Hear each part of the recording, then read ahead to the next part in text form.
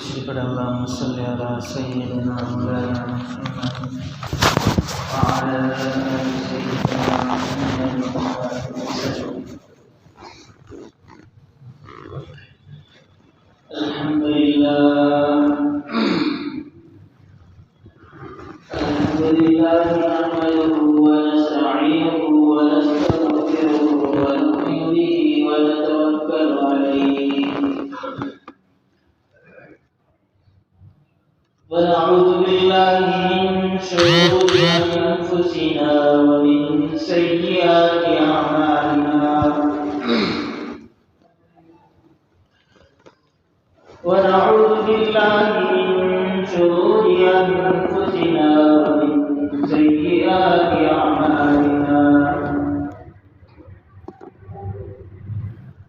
ونعوذ بالله من شرور أنفسنا ومن سيئات أعمالنا من يهده الله فلا مضل له ومن يضلله فلا هادي له ونشهد أن لا إله إلا الله ونشهد أن سيدنا ومولانا محمدا عبده ورسوله صلى الله تعالى عليه وعلى آله وأصحابه أجمعين.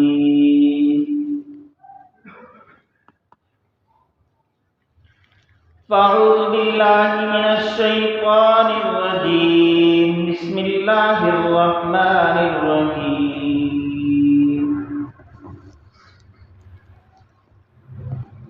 كل نفس ذائقة الموت.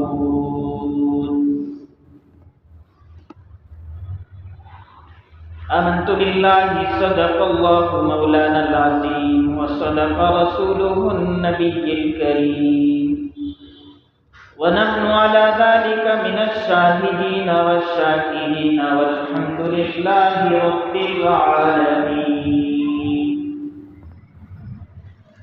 اللهم صل على سيدنا محمد وعلى آل سيدنا محمد وبارك وسلم.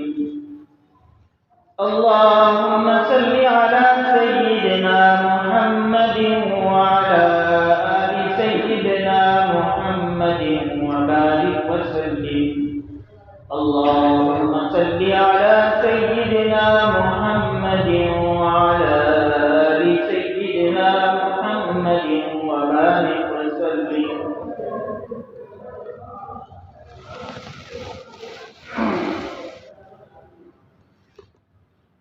جگہ دی لگانے کی یہ دنیا نہیں ہے، یہ عبرت کی جا ہے، تماشا نہیں.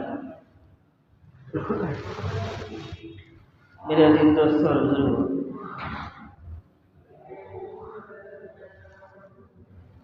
انسان کی زندگی ایک ٹمٹماتے ہوئے چراغ کی طرح ہے. اگر بوڑھے آدمی کی زندگی سحر ہے، یعنی رات کا آخری پہر ہے، تو نوجوان کی زندگی شام ہے.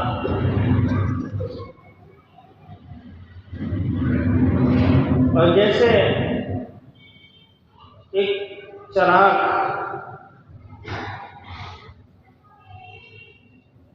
جو جل رہا ہوتا ہے، اس کی کوئی بقائت نہیں ہوتی ہے، اس کی کوئی حیثیت نہیں ہوتی ہے. ایک تھوڑا سا ہوا کا جھونکا اسے بجھا دیتا ہے. ایسے ہی انسان کی زندگی کا حال ہے کہ یہ ٹمٹماتا ہوا چراغ کب بجھ جائے کچھ پتہ نہیں. صبح ہوتی ہے، شام ہوتی ہے، یوں ہی عمر تمام ہوتی ہے. عمر کم ہو رہی ہے مثل برف کے رفتہ رفتہ دم بدم.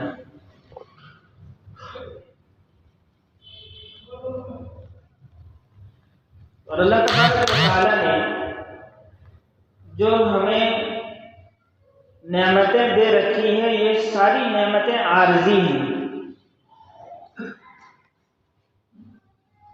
ہمیشہ کا بچپنا نہیں ہے، ہمیشہ کی جوانی نہیں ہے، ہمیشہ کا بڑھاپا نہیں ہے، ہمیشہ صحت نہیں ہے، ہمیشہ تندرستی نہیں ہے، ہمیشہ بیماری نہیں ہے۔ ہر چیز کا ایک وقت متعین ہے، اور یہ نعمتیں اسی وقت تک کے لیے ہمارے پاس ہیں۔ اس لیے اللہ والے فرماتے ہیں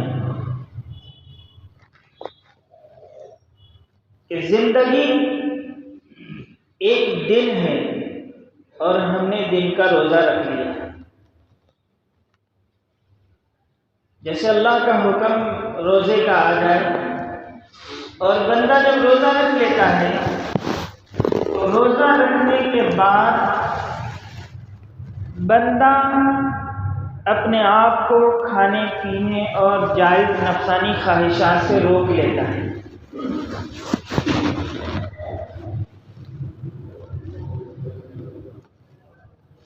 تو پوری زندگی کا ایک روزہ ہے۔ اللہ پاک نے جس طرح ہمیں روزے میں کھانے اور پینے سے روک رکھا ہے، ایسے ہی پوری زندگی اللہ پاک نے ہمیں کچھ چیزوں سے روک کے رکھا ہے، کچھ چیزوں کے کرنے کا ہمیں حکم دیا ہے۔ تو ہمیں زندگی کے ہر لمحے میں روزے کی طرح رکھنا ہے کہ جس چیز کو اللہ نے دیکھنے کا حکم دے دیا اس کو دیکھنا ہے، جن چیزوں سے دیکھنے سے منع فرما دیا ان سے اپنے آپ کو بچا کر کے رکھنا ہے، جن چیزوں کے کھانے کا حکم دے رکھا ہے وہ چیزیں کھانی ہیں، اور جن چیزوں کے کھانے سے ہمیں اللہ پاک نے روک دیا ان سے اپنے آپ کو روک لینا ہے۔ جیسے روزے کی حالت میں اللہ کے حکم آنے کے بعد ہم نے حرام چیزوں کے کھانے سے بھی اپنے آپ کو روک لیا ہے، تو پوری زندگی ہمیں حرام سے بھی اسی طرح روک کے رکھنا ہے۔ اللہ تبارک و تعالیٰ نے یہ جو ہمیں زندگی عطا فرمائی ہے، یہ زندگی اللہ کی نعمت ہے۔ اس زندگی میں ہم جو بھی نیکی کریں گے اللہ تبارک و تعالیٰ ہماری اس نیکی کا ہمارے اخلاص کے بقدر اجر اور ثواب عطا فرمائیں گے۔ یہ بھی اللہ کی نعمت ہے، ثواب دینا یہ بھی اللہ کی نعمت ہے، ورنہ اللہ نے حکم دے دیا ہمارے لیے کرنا ضروری ہے، لیکن اللہ پاک حکم دیتا ہے بندہ اس کو کرتا ہے تو اس عمل کے کرنے پر اللہ اجر بھی عطا فرماتا ہے، اور بندے کی اخلاص کے مطابق اس کو اجر عطا فرماتا ہے۔ بعض بندوں کو اللہ تبارک و تعالیٰ ایک نیکی کرنے پر 10 نیکیوں کا اجر عطا فرماتے ہیں، بعض بندوں کو اللہ تبارک و تعالیٰ ایک نیکی پر 70 گنا ثواب عطا فرماتے ہیں، اور بعض بندوں کو اللہ تبارک و تعالیٰ نیکی کرنے پر 700 گنا اجر عطا فرماتے ہیں، اور بعض بندوں کو اللہ تبارک و تعالیٰ اتنا اجر عطا فرماتے ہیں کہ واللہ یضاعف لمن یشاء، اللہ تبارک و تعالیٰ جتنا چاہتا ہے اپنے بندے کی اخلاص کی بنیاد پر اس کا اجر بڑھا دیتے ہیں، جس کی کوئی حد ہی نہیں۔ لیکن وہی بندہ جب دکھاوے کے لیے، ریا کے لیے عمل کرتا ہے تو اللہ تبارک و تعالیٰ اس نیکی کا اجر برباد فرما دیتے ہیں۔ اس لیے احادیث میں آتا ہے کہ قیامت کے دن جب اللہ تبارک و تعالیٰ ریاکاروں کے اعمال کو دیکھیں گے تو انہیں یہ فرما دیں گے کہ جاؤ اس کا اجر ان سے لے لو جن کو دکھانے کے لیے تم نے یہ عمل کیا۔ اس لیے میرے عزیز دوست اور بزرگوں، روزانہ ہماری کانوں میں مسجدوں کی میناروں سے کسی نہ کسی کے متعلق یہ آواز پہنچ رہی ہے کہ فلاں کا انتقال ہو گیا، فلاں وقت میں ان کا جنازہ اٹھے گا، آپ کو اس میں شریک ہونا ہے۔ ایک دن میرا اور آپ کا بھی اعلان ہو جائے گا، کب ہو جائے گا اس کا کوئی پتہ نہیں۔ ہم ہیں کہ غفلت میں زندگی گزار رہے ہیں۔ اگر میں ابھی اس وقت آپ سے ہاتھ اٹھاؤں تو میں نہیں سمجھتا ہوں کہ کوئی ہاتھ اٹھائے گا کہ کس کو یقین ہے کہ شام تک مجھے زندہ رہنا یقینی ہے، کہ شام تک میں نہیں مروں گا، ہے کسی کو بھی یقین نہیں۔ لیکن اگر یہ بھی پوچھ لوں، میں خود اپنے دل سے مجھ سے خود سے سوال کر لوں کہ اس کے لیے تیاری کیا کر رکھی ہے، تو ہمارے پاس تیاری بھی کچھ نہیں۔ موت یقینی ہے، کب آ جائے اس کا کچھ پتہ نہیں۔ شام تک زندہ رہ پاؤں گا کہ نہیں رہ پاؤں گا اس کا کچھ یقین نہیں۔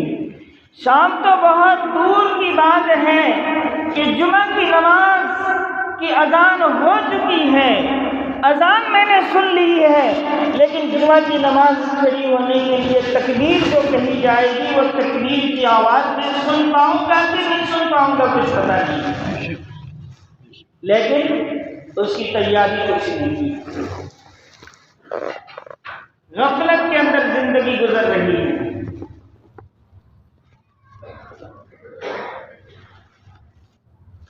دنیا کی طلب میں زندگی گزر رہی ہے، دنیا کو سمیٹنے میں زندگی گزر رہی ہے۔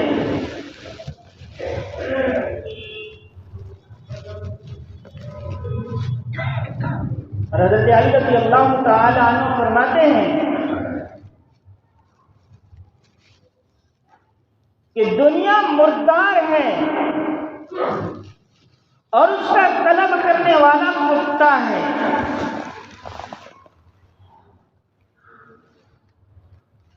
شیخ عبدالقادر جیلانی رحمۃ اللہ علیہ نے بھی فرمایا کہ دنیا مردار ہے اور اس کو اس کی طلب میں بھاگنے والا، اللہ کے حکموں کو چھوڑ کر کے اور اپنی آخرت کی فکر کو بھول کر کے اس کے پیچھے بھاگنے والا گدھ کی طرح ہے۔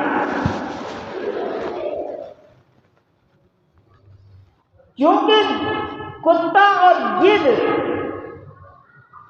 جب مردار کو، مرے ہوئے جانور کو کھاتے ہیں تو ان کا تو پیٹ بھر جاتا ہے، لیکن دنیا کے پیچھے بھاگنے والے کا پیٹ کبھی نہیں بھرتا ہے، اس کا پیٹ قبر کی مٹی ہی بھر سکتی ہے۔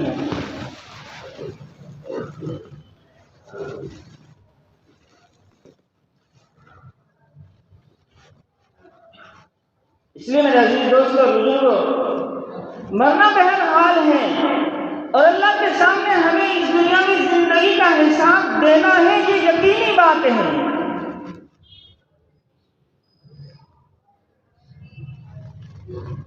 تو کیوں نہ ہم اللہ تبارک و تعالیٰ کی رضا کے اندر زندگی گزار لیں۔ زندگی گزر جائے گی۔ ہم اور آپ روزانہ یہ تجربہ کر رہے ہیں کہ مالدار امیر عیش و آرام میں گزار دیتا ہے، اس کی بھی گزر جاتی ہے اور اس کی بھی ایک دن زندگی ختم ہو جاتی ہے، اور فقیر اور غریب تھوڑی تنگ دستی میں، پریشانی میں گزارتا ہے، لیکن اس کی بھی گزر جاتی ہے اور